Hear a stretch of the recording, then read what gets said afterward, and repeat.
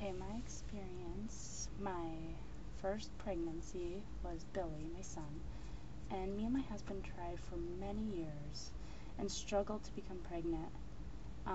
We went to fertility drugs and tried to see what was wrong, and they did various tests, and everything seemed to be fine, and that was the most frustrating part because we wanted to find something that we could fix, but everything seemed to be fine with both of us. So that we looked into drugs that would make many eggs. But I was always worried about getting ovarian cancer if I used that fertility drug, and that could get high risk of ovarian cancer. So we tried the in vitro fertilization, and it happened that they put in 2 eggs and one dissolved, but one was saved and I became pregnant. So my first pregnancy I will never forget, because we did try for so many years. I was so excited. We found out when I was 6 weeks pregnant that I was 6 weeks pregnant.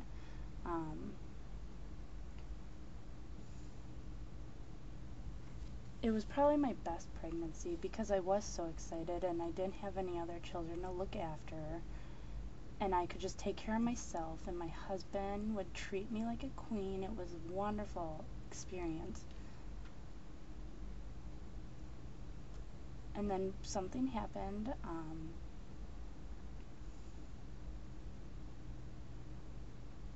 About 20 weeks I went to the doctor telling them that I thought I had Braxton Hicks contractions, and they found out I was 3 centimeters dilated and I was going into premature labor.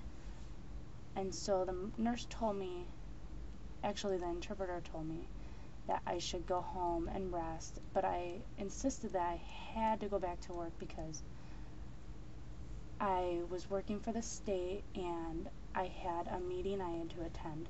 So I promised my doctor that after the meeting I would go home and rest, but that if the contractions continued I would call the doctor and go back into the hospital.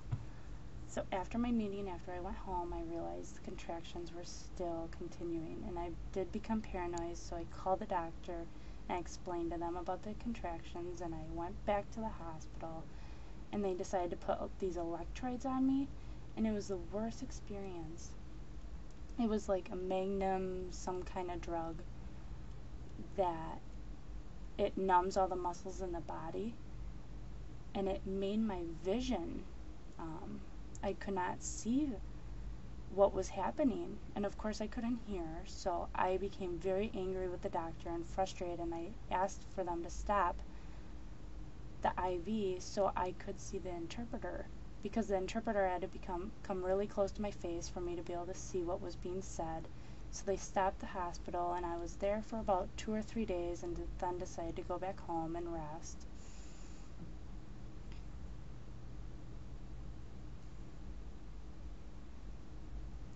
I was on some medicine for about a couple days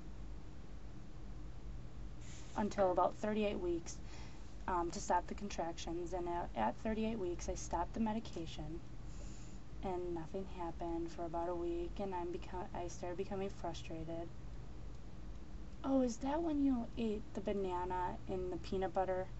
No, no, no. That's, remember the doctor suggested jalapenos to induce labor?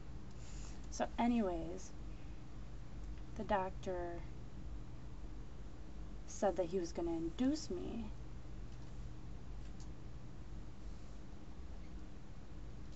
And I was finished with, I had been finished with work and finished with all my activities, and I was on bed rest, so I decided, okay, so I arrived at the hospital. They put the IV in me around 6 in the morning.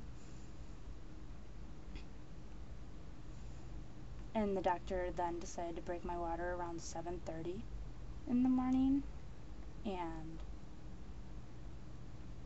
I didn't really feel any of the contractions. I could see them on the monitor happening, but as soon as they broke my water, the pain was excruciating.